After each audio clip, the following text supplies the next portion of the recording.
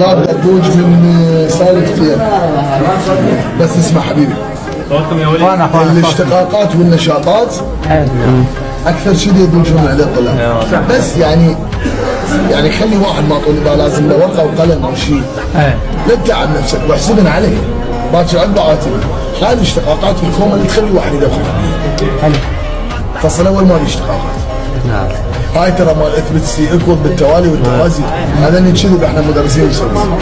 اي والله.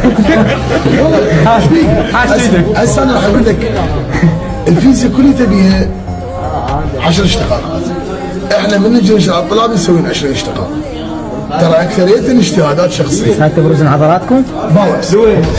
هسه والله العظيم حكايتك صح. شوف قبل من بدينا 2016 17 من بدينا ندرس كان المنهج نلتزم يعني. بس هسه بالجديد كل مدرس قاعد يطلع افكار خارجيه. زين انا اذا ما اطلع خارجي، لا ما طلع تقول هذا راح يقول هذا خارجي يعطي هذا مين؟ اي صح. فيعني اكو بعض الاساتذه تجبرونا انه احنا نخلي اسئله خارجيه. والا هو والله وهسه احنا بالعباس ابو فاضل ماكو سؤال اثرائي يجي بالوزاره. ماكو سؤال اثرائي يجي بالوزاره ابد. اذا اريد اغير لك رقم بس محسوب عليك يا استاذ. اي والله العظيم كل الدروس بالعباس ابو فاضل هسه. المهم هاي الاشتقاقات اللي داخلين بيها بابا. الفصل الاول ما في اشتقاقات. الفصل الثاني ركز باشتقاق دوران الملف. هاي مال كوساين ثيتا بعدين تكامله وتحول. المهم والفصل الثالث ايش بيه اشتقاقات بابا؟ اشتقاق الراده الحثيه، اشتقاق الراده السعويه، وضيف له اشتقاق هو سين مالت الاي سي، اشتقاق التيار السعه. اي سي يساوي اي ام ساين اوميجا تي. تمام يساوي باي على 2. زين هذا الرابع ما بي. الخامس مال فاصلة الهدى. فاصلة الهدى. السادس سلوك المزدوج الضوء. هاي هنا بنشتغل.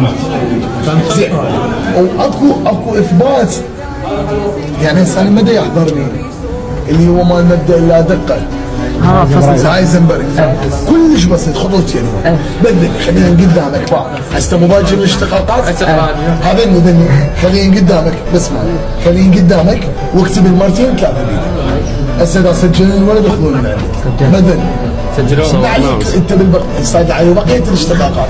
حبيبي اكثر الاشتقاقات اللي موجوده بالمنهج اللي موجوده عندك هي اشتقاقات شخصيه والمدرسين. يعني مثلا اواني واحد من الناس مثلا اكو اشتقاق اللي هو اشتقاق الفارات. ماكو بالمنهج اشتقاق الفارات. ماكو هيك ما طفي هذا بالنسبه لنا. خلي الجيب تجي نشاطات.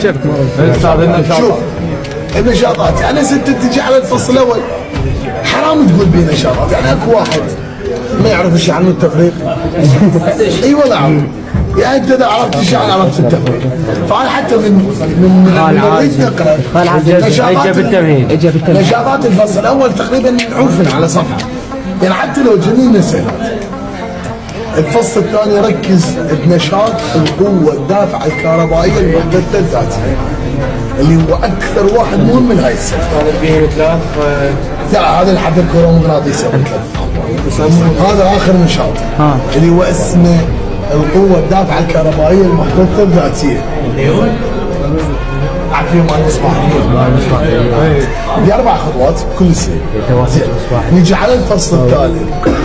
النشاط اللي يريد يجيبه اللي هو مال راده السعه والتردد او راده الحد والتردد. 4 كلهم 3 ماده. اي الراده والتردد. انت اذا تقرا الاول والثاني قريت. اي زين هذا الفصل الثالث. الرابع ما بيه نشاطات. الخامس نشاطات تحت رقه العام راحت ولا توصل لاي نشاط. استاذ ليش ماكو توليد؟ هذا مال الرابع تجربه. لك شو اسمه ما ينسى لك لا تقرا. ما بيه نشاطات. هاي اكتشاف. تمام. الخامس نشاطات تحت الرقه. السادس ظاهره كروضويه.